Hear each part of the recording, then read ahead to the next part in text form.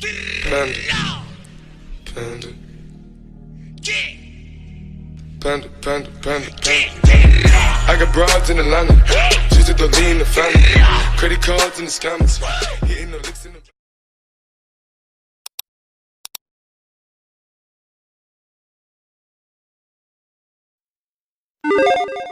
Hey, it's Falcon, and this is Before You Buy, the show where we sort of take a look at new games, give you some footage, give you our impressions, and hopefully help you make a buying decision. So today we are obviously doing Jump Force, and that's a biggie. This was announced back at E3 in 2018. People were kind of taken aback. Is this big console anime crossover fighter, but it's kind of a modern spin on a long-running type of crossover game that the Jump series has given us that goes all the way back to the NES, honestly. We just don't get them in the Western market usually, which, let me tell you, this is quite a way to introduce these games to a more wide Western audience. So let's start with the roster. It's 40 strong, there's a ton of variety, and there is nothing at all to scoff at. There's 40 playable fighters. That's a ton. You got a lot of big household names. You got your Dragon Ball, your Naruto, your One Piece, your Bleach. You got some of the reserve players. Your Saint Seiya, the Fist of the North Star,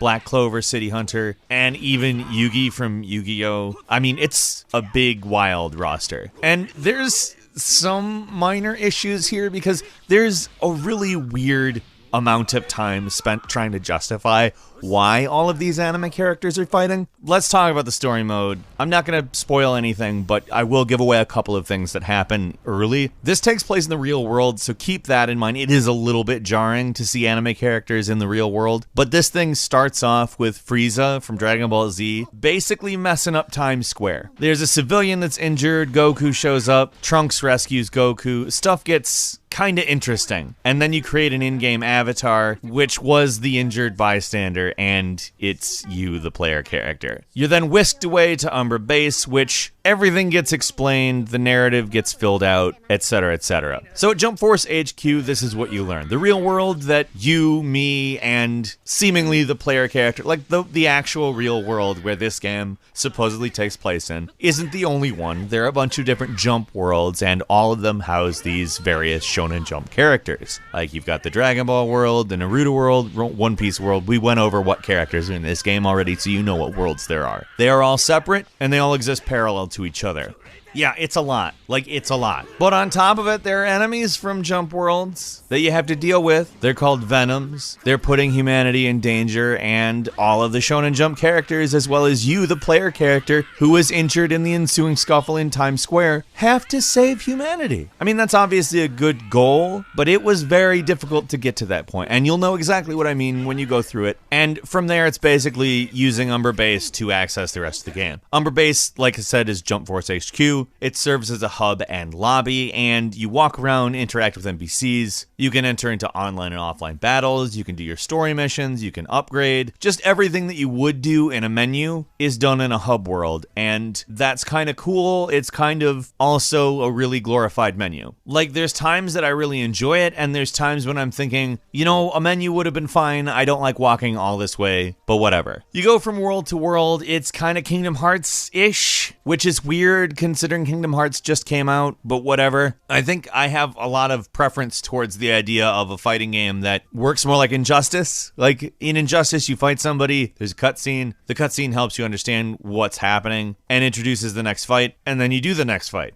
Basically what you would expect when somebody says story mode in fighting game. We didn't get that. It's kind of weird, honestly. The cutscenes are not good. The audio is not in sync. The localization is sometimes very strange. And the animation in the cutscenes is just a big meh. You're not going to get a lot out of me for that. There's been a lot of talk about the cutscenes around the internet. You've seen probably GIFs of it. It's all there. It's weird. It's not great. So set the cutscenes aside. Character models are decent, but not amazing. Sometimes they're really weird, but that's usually when they're standing still. If they're moving or in a battle or in, well, frankly, a lot of these different scenarios that you're actually playing, they actually look pretty good. It's not going to blow you away, but it is pretty cool. Now, all of that stuff, I would say matters, but that's not why we came to Jump Force. Frankly, when I saw Jump Force, my thought was, oh cool, I can fight with all of these characters. And when we get down to that, it's actually pretty good. Obviously, the most important part of a fighting game is the combat, and I think it's pretty damn fun. It's fast, it's hectic, it's loud, and though it's maybe not as technical as Dragon Ball FighterZ or Street Fighter or even some of the Soul Calibur titles, it does actually give you a platform to do some pretty badass stuff. It starts you off pretty basic with light attacks, heavies, throws, a block, and you can build a meter to execute special attacks, for instance Goku's Kamehameha, Naruto's Rasengan, Vegeta's Gallic Gun, you know, the awesome stuff that we all cared about when we were much smaller than we are now. Or maybe you're still that small, I don't know. It's the cool stuff from Dragon Ball and the other animes. It's kind of like arcadey combat, and that's not a bad thing. And these arenas that it takes place in are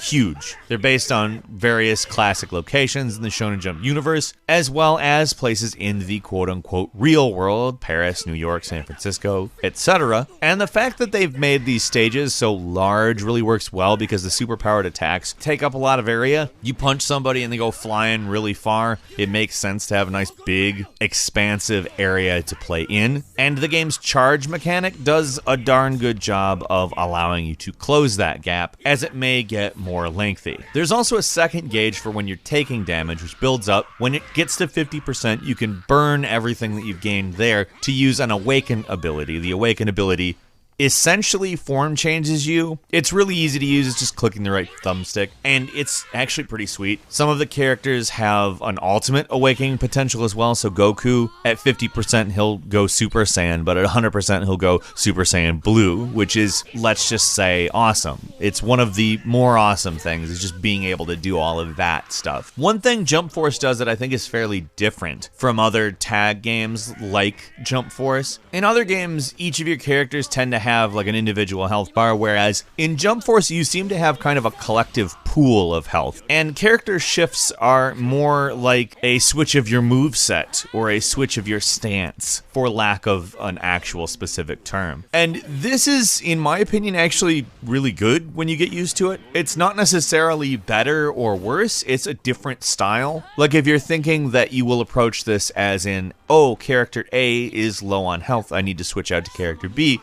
that's not how it works. You can take a set amount of damage, so it literally is a fairly different idea. Again, I think this is kind of something that may depend on taste, but I did actually enjoy this element of the tag switching quite a bit. And I'll tell you why. I found myself switching out characters more often than I would in other games, because a lot of the switching is done specifically for health-oriented reasons, whereas doing it this way allows you to take advantage of several different movesets, in some way just totally revolutionizing the approach you take, but that's also me, that's what I thought. It is really fast combat, like I said, it's kind of arcadey. It's very fluid. It feels very powerful, especially when using abilities, supers, and all of that. There is stuff going off everywhere. You see explosions popping off, and to call this a high-energy game would be an understatement. I would say it's more fun than the trailers made it look, and that's saying a lot because this is great gameplay, like phenomenal gameplay. It's the kind of fighting that I enjoy. Like I said, arcadey but smooth, fluid, fast, powerful. You do gain XP and currency from battles. You can use that for new abilities and cosmetics. It's not going to shock you in any way. It's not something you've never seen anywhere else before, so we won't go into a lot of detail. It's not intrusive, so I don't really want to give it points for originality or take away points for it being annoying. The progression is fairly standard as games go now, but it's really, I think, the gameplay where the game shines. It's certainly not the story mode. So when the gameplay is good, that means the online multiplayer is good, right? Well, yeah, if you're good at the game. Otherwise, you're gonna get your ass kicked. You're going to be destroyed. Somebody who has played this game much more than you and already knows the intricacies is there. So spend your time getting good elsewhere before you even try that. Unless you're a masochist. I don't know. Maybe you're a masochist. Or maybe you're already really good at a game like this. I don't know. I'm not going to tell you whether you should or shouldn't play multiplayer. It's a good experience I've found, but I am definitely not as good as most of the people playing this game online. At the end of the day, the real thing that's going to be your buying decision here, I think, is what are you looking for in a game? Because if you want a really deep technical fighter or a really well-told, awesome story, don't come here for that, because it is not that. It is neither of those things. Like I said, it is a fast, powerful, arcadey, fluid fighter.